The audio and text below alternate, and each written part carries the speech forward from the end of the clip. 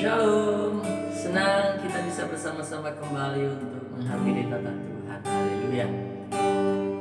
Berapa banyak dari setiap kita sedang rindu di hadapan Tuhan hari ini. Mari sama-sama pagi hari ini naikkan syukur kita di hadapan Tuhan. Oh haleluya, kami bersyukur ya Tuhan. Haleluya, terpuji-pujilah Engkau Yesus. Syukur kami bersyukur. Haleluya, haleluya.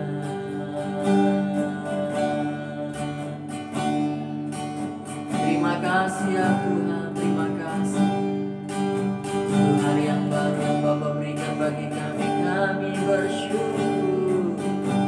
Kami mau menyatakan Tuhan kasih kami kepada-Mu. Terima kasih ya Tuhan. Mengikut Yesus keputusan, mengikut Yesus keputusanku, mengikut Yesus keputusanku, ku tak ingkar, ku tak ingkar. I have decided to follow Jesus. I have decided to follow Jesus. I have decided to follow Jesus. No turning back, no turning back. I have decided to follow Jesus. I have decided to follow Jesus. I have decided to follow Jesus. No turning back, no turning back.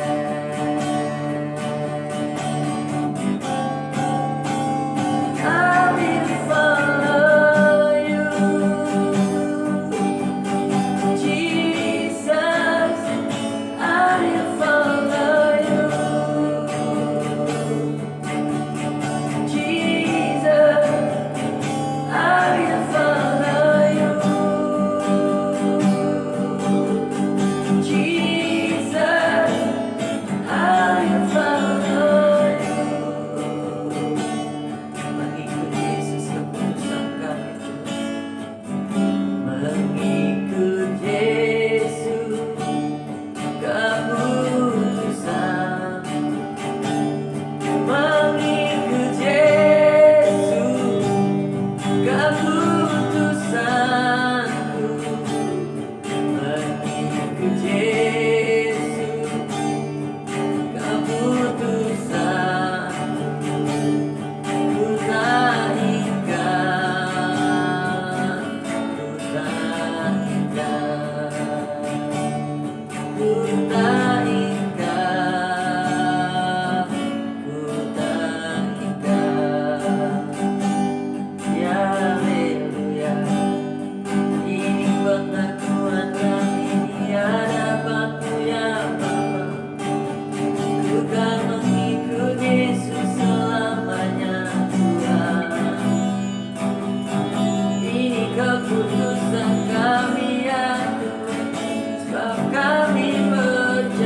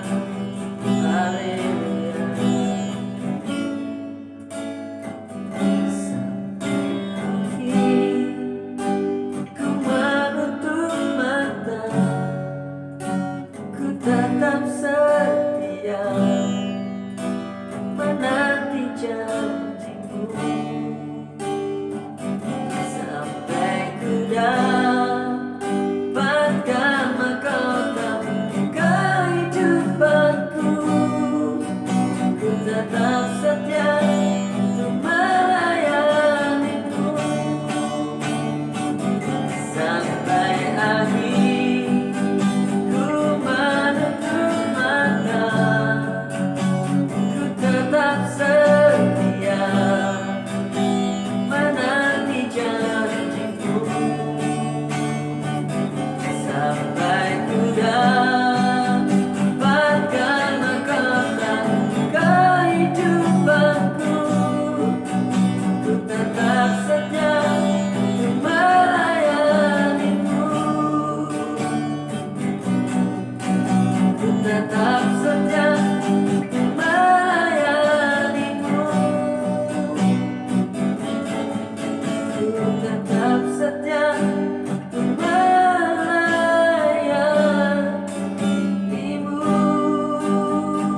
Haleluya, haleluya, haleluya. Terima kasih ya Tuhan. Terima kasih ya Tuhan. Kami tahu kami tidak bisa berjalan sendiri tanpa tuntunan-Mu ya Roh. Sebab itu kami persiapkan hati kami untuk mendengar firman-Mu. Tuntun kami ya Roh Kudus untuk hidup dan berjalan dalam setiap jalan-jalan. Berfirmanlah, kami siap mendengar. Haleluya. Amin. Shalom saudara-saudara dan kasih Tuhan. Senang kita bisa menggali hari ini bersama-sama perikop kita yang selanjutnya. Kita sudah sampai di kitab Markus pasal yang ke-10. Sekarang kita akan baca di ayat atau perikop selanjutnya. Di ayat yang ke-28 sampai yang ke-31. LAI memberikan sebuah judul, upah mengikut Yesus. Mari kita baca firman Tuhan ini bersama-sama. Berkatalah Petrus kepada Yesus, kami ini telah meninggalkan segala sesuatu dan mengikuti Engkau. Jawab Yesus, aku berkata kepadamu, sesungguhnya setiap orang yang karena aku dan karena Injil meninggalkan rumahnya, saudaranya laki-laki atau saudaranya perempuan, ibunya atau bapaknya, anak-anaknya atau ladangnya. Orang itu sekarang pada masa ini juga akan menerima kembali 100 kali lipat rumah, saudara laki-laki, saudara perempuan, ibu, anak, dan ladang, sekalipun disertai berbagai penganiayaan. Dan pada zaman yang akan datang, ia akan menerima hidup yang kekal. Tetapi banyak orang yang terdahulu akan menjadi yang terakhir, dan yang terakhir akan menjadi yang terdahulu. Haleluya. Sebelum kita lebih dalam menggali firman Tuhan ini, saya mengajak kita untuk berdoa. Secara pribadi minta Roh Kudus ajar setiap kita. Mari kita berdoa. Bapa, kami sungguh bersyukur, terima kasih untuk hari ini. Kesempatan yang Bapa berikan untuk kami boleh belajar firman-Mu. Roh Kudus ajar kami untuk kami boleh mengerti firman-Mu lebih dalam. Di dalam nama Tuhan Yesus Kristus. Haleluya. Amin. Saudara-saudara dikasih Tuhan, saya akan menjelaskan secara singkat dari apa yang saya dapat dari ayat-ayat ini. Coba sekarang perhatikan di ayat yang ke-28. Berkatalah Petrus kepada Yesus, kami ini telah meninggalkan segala sesuatu dan mengikut Engkau. Bapak Ibu Saudara dikasih Tuhan, kemarin waktu kita berbicara tentang seorang yang kaya, sukar masuk kerajaan surga karena hatinya di dalam kekayaannya. Namun kita lihat di sini bahwa Petrus bersedia demi Yesus untuk mengikuti Yesus, meninggalkan segala sesuatu, meninggalkan rumahnya, kenyamanannya, keluarganya, mata pencariannya, usahanya, semuanya ditinggalkan untuk Yesus. Jika Bapak Ibu hari ini berpaut kepada Yesus dan tidak fokus dan kepada apa yang kita punya yang sebenarnya datang daripada Tuhan, sebenarnya itu sebuah anugerah. Karena untuk menjadi seorang pengikut Kristus itu bukan karena kita hebat, bukan karena kita kuat, kita berhikmat, kita mampu. Sesungguhnya kalau Bapak Ibu Saudara dan saya hari ini dapat melayani Tuhan, Mengikuti Tuhan itu sebuah anugerah. Masih ingat bagaimana Petrus dipanggil? Petrus tidak mengajukan diri dan tidak mendaftarkan diri. Siapa Petrus? Apa yang dia punya? Kelebihannya apa? Sehingga dia harus melamar menjadi seorang yang mengikuti Tuhan dan melayani Tuhan. Tidak ada hal yang sama dengan kita. Jangan berpikir bahwa Bapak Ibu adalah orang-orang yang hebat, bisa melayani Tuhan, bisa berkhotbah, bisa memuji Tuhan dengan segenap hati, bisa naikkan pujian dengan suara yang indah, bisa menyembah Tuhan berjam-jam. Bukan, tapi anugerah yang Tuhan percayakan buat saudara, sehingga Bapak melayakkan saudara dan saya melayani Tuhan. Jadi sebenarnya waktu Petrus bertanya kepada Tuhan Yesus, Tuhan, aku sudah mengikuti Engkau meninggalkan semuanya. Lalu apa upahku? Sebenarnya ini sebuah pertanyaan yang tidak layak diajukan kepada Tuhan. Kalau kita hari ini saja bisa melayani Tuhan, itu sebuah kebanggaan yang luar biasa. Bisa melayani raja di atas segala raja. Kalaupun tanpa upah, itu sebuah ucapan syukur. Kita bisa melayani Tuhan. Melayani kerajaan Allah. Melayani Yesus, mengikut Yesus, mengiring Yesus. Sebuah kebanggaan. Karena itu memang bukan karena kita yang memilih, tapi Tuhan yang memilih. Tuhan yang menetapkan. Tuhan juga yang memperlengkapi kita sehingga kita mampu. Namun kalau kita baca di ayat yang selanjutnya, ayat 29 berkata gini, jawab Yesus, aku berkata kepadamu, sesungguhnya setiap orang yang karena aku dan karena Injil meninggalkan rumahnya, saudaranya laki-laki atau saudaranya perempuan, ibunya atau bapaknya, anak laki-laki, anak-anaknya dan ladangnya, orang itu sekarang pada masa ini juga akan menerima kembali 100 kali lipat. Rumah, saudara laki-laki, saudara perempuan, ibu, anak, dan ladangnya, sekalipun disertai berbagai penganiayaan. Oke. Dari ayat yang ke-30 ini, maka sebenarnya Tuhan itu tidak tutup mata. Apa yang kita tinggalkan untuk mengikuti Tuhan, di hadapan Tuhan itu diperhitungkan. Tuhan menghargai setiap pengorbanan Bapak Ibu Saudara. Sekalipun sebenarnya kalaupun tidak ada upah waktu kita mengikuti Tuhan, kita harusnya bersyukur. Paling tidak kita bisa dapatin kerajaan surga. Namun di ayat yang ke-30 ini Tuhan memberikan sebuah reward, sebuah anugerah tambahan, bonus, karena kita sudah mengorbankan sesuatunya untuk mengiring Tuhan. Kita sudah meninggalkan segala sesuatu untuk mengikut Tuhan. Jika hari ini Bapak Ibu Saudara melayani, menjadi percaya karena Injil dan karena Yesus, maka Bapak Ibu Saudara akan menerima 2 berkat sekaligus. Pada masa ini, sekarang, waktu Bapak Ibu Saudara hidup di dunia ini, dan juga ketika Bapak Ibu Saudara dan saya dipanggil Tuhan. Waktu kita sedang berada dan menjalani hari-hari kita, Tuhan berkata, Tuhan akan menggantinya 100 kali lipat dari apa yang Tuhan sudah terima dari setiap kita. Dari apapun yang kita sudah korbankan buat Tuhan, Alkitab mencatat upahnya adalah 100 kali lipat. Namun jangan diukur 100 kali lipat itu hanya sekedar materi. Ada banyak berkat yang Tuhan sediakan buat kita. Paling tidak kalau Tuhan kasih kita kesehatan, itu sebuah berkat.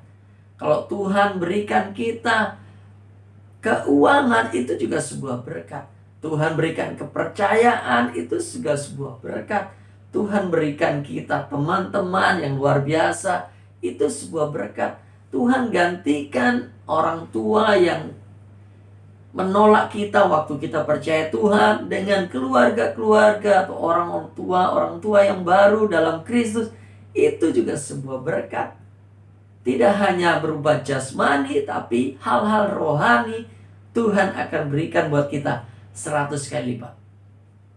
pada masa ini. Dan juga pada masa yang akan datang.